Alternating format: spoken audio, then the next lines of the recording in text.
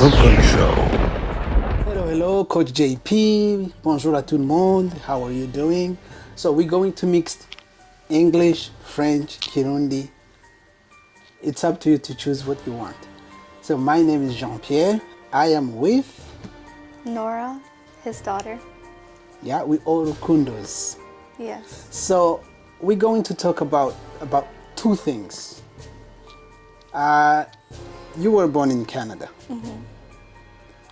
You learned everything from here, from this country. Yeah. But now you're trying to learn everything about your root. Yeah. East Africa, Burundi, Rwanda, Uganda, everywhere. Yeah. She's trying to learn about everything. Yeah. But we have also young girls and boys who came from Africa. Mm-hmm. They are your friends. Yeah. Is there any gap? Like Yes. thinking, doing things? Yeah. Yeah. There is a gap. I don't think it's necessarily a bad thing though, because I found that having friends from a diverse background also, they have a lot to teach me as well about their life, and I could also offer some insight on my life and the way I view things. So I think there's a healthy exchange. I found that there's differences based on, where the person comes from. Like, I would say people that I meet from Burundi and Rwanda who grew up there, who are like in my age group, yes, we grew up differently, but I think that you and mom did raise us with like our core values being, Burundian, Canadian. Burundian values, like kwihangana, kwisonera, like being good, respecting, our elders, and loving. You guys taught us to also like love our country and like be proud of who we are. So I think when I meet other people who come from Burundi or Rwanda, like I think our core values are the same. It's just the way we were raised, or like the school system, the way we were socialized is different. Now, that's like a good one. I had many friends from like Congo, for example, where there's like, it's a very different culture. I think we're more similar than we're different, but that's also a very different culture. So I felt more of a culture shock around them than like people from my country, which makes sense. Are you able to switch? Like I don't straight? switch. I don't believe in switching. I'm just myself anywhere. I don't care. No, I mean, there is things you can throw a joke. Yeah, and they won't get it. Yeah, obviously you adjust, but that's like from person to person. Even like different friends, I'm not gonna like joke the same way with one friend to another friend. And like I feel as if like I'm equally Canadian as I am Burundian, so it doesn't feel. I feel more, honestly, I feel... Est-ce que tu dois t'ajuster quelque part? I feel je dois m'ajuster plus quand je suis avec les Burundais, les Rwandais, because I feel, but at the same time, j'adore être avec eux parce que Tu apprends. I learned so much, and also it makes me feel more connected to the country, our to the cultures, culture. because like even like I was involved in a project with building bridges with Rwanda, with many other Rwandan youth, and they grew up there, and like we danced, and like they were teaching me about like their life in Kigali, and so I learned a lot from them, and they learned a lot from me. So I like it. Yeah. Non, j'ai compris. You have to adjust yourself when you are with Africans, because mostly what you know it's from here, which is fair. It's but because maybe here we taught you everything. Then when you go out, you can relate. I like it because it's a chance for me to practice my Kirundi. So go ahead. Tell me. Please. Uramukanya basi. Miriwe. Witwande. Witwande. Litwanoha. Irindi. Okay.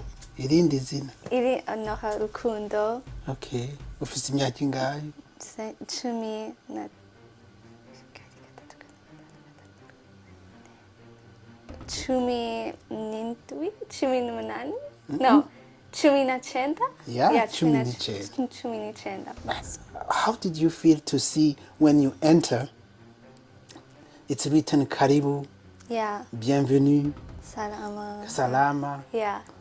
So all those tires, they represent Africa. Yeah. Even the shape of Africa is there. Yeah. Comment tu t'es senti de voir des gens africains que tu connais ont fait quelque chose de grand comme ça? Yeah. Well, first of all, I was very proud because it was done by Swahili Vision International in partnership with also an indigenous organization in which like Jean-Claude is basically kind of runs the show, and he's like a very dear person to me. He's like an uncle, almost like a second dad my whole life. So I was very proud to see that. Honestly, like I brag about him, you know, he's amazing. So I was really happy to see like the Burundian contribution in our like Canadian society here in BC. And I think it really, it opened my eyes to a new concept I didn't know about community land trust, where a community will acquire land, and because it's owned by the community, it ensures affordability. And I thought it was amazing that it was a modern, beautiful building filled with amenities and everything a person would need at an affordable price, and specifically for Indigenous and African people in New Westminster. So I thought that it's just amazing. I think it's a model for many other cities to emulate, because I think in Canada we need more space for affordable housing, because the housing crisis is just getting so bad here. The homelessness, especially in Vancouver, is super sad to see, and a lot of our African community is even more susceptible to falling into this, especially with all the housing discrimination. So that project opened my eyes a lot. And I know people who live there, so it's amazing. It's amazing to see. So let me show you what we're talking about. We'll get back to you.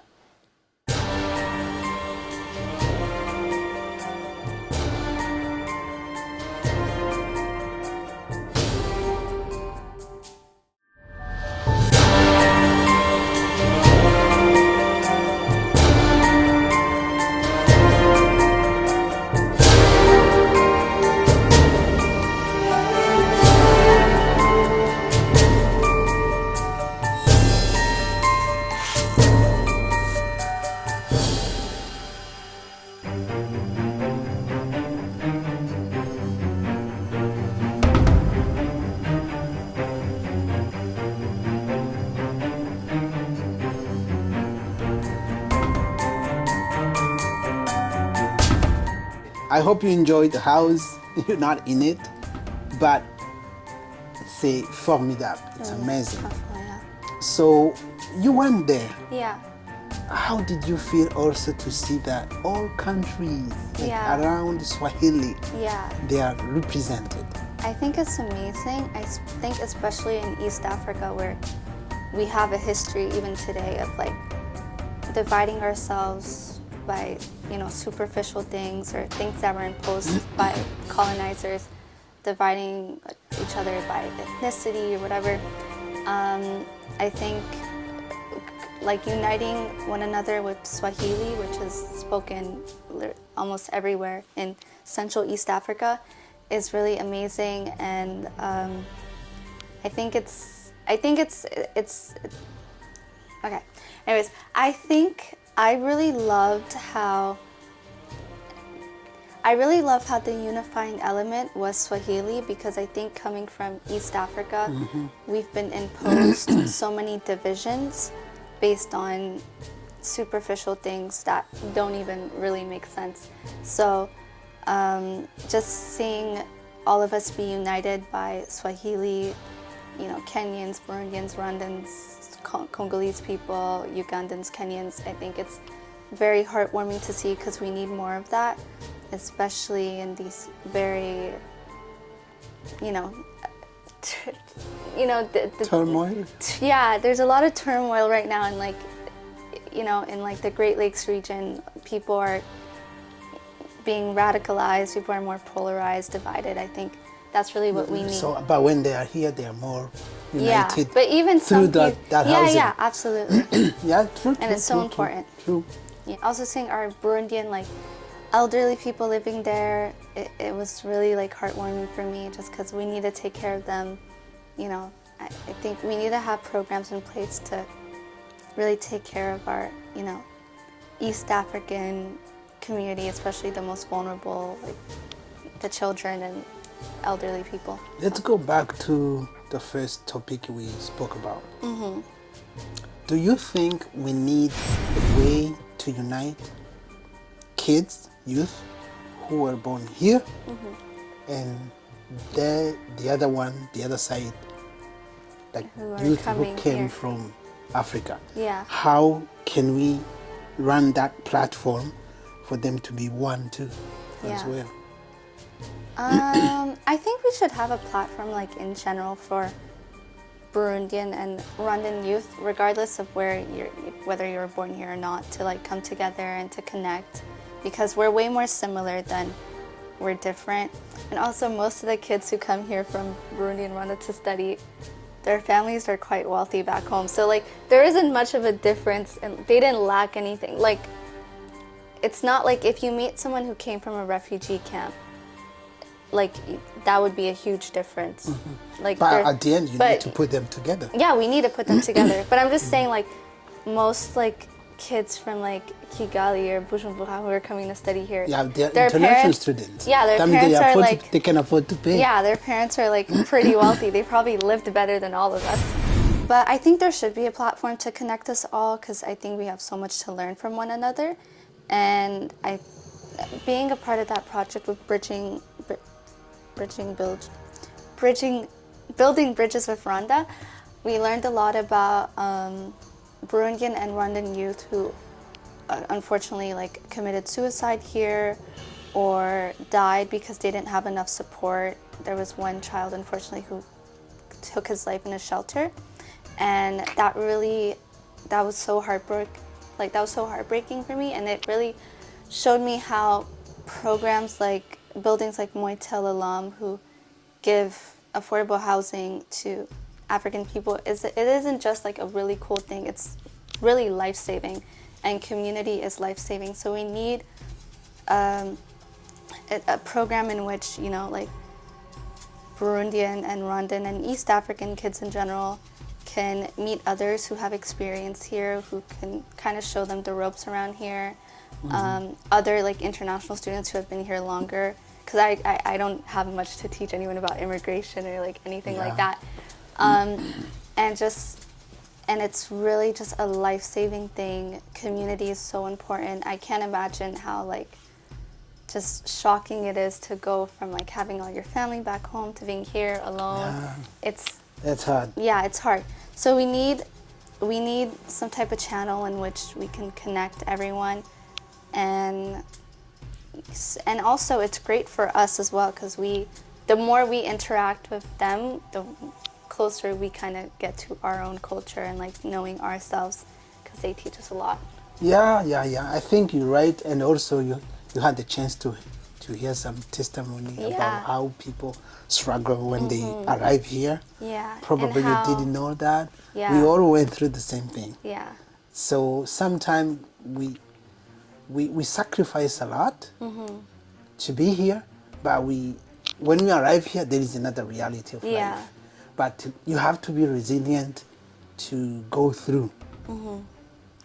So I hope this kind of housing, they'll be helping people to go through, because how much money we pay for rent, it's almost the whole salary. Yeah, if you can get a place where you can have like a break, then you can start planning something else. And not just housing, but like safe and dignified housing, because many people have housing with mold, with no windows, with no like heating or cooling. And we saw in 2021 with all the heat waves, so many people passed away from like the extreme heat. So it's not just having a roof over your head, but having, you know, decent home in which, you know, children can learn and grow in. Because I mean, like, a child growing up in a home that's almost detrimental to their health. I mean, like, a lot of kids are like have asthma. Like a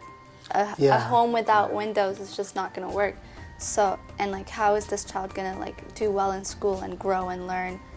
How are people gonna do well at their jobs, keep jobs, and like live healthy lives without safe housing? It's not gonna happen. So housing's really at the base of everything, and everything built up from there. Thank you for watching. Murakoze cyane. Merci beaucoup. Basezere mu Kirundi. Chorokiza, Imana, Hezagire. Thanks. I don't know. Subscribe. We made it.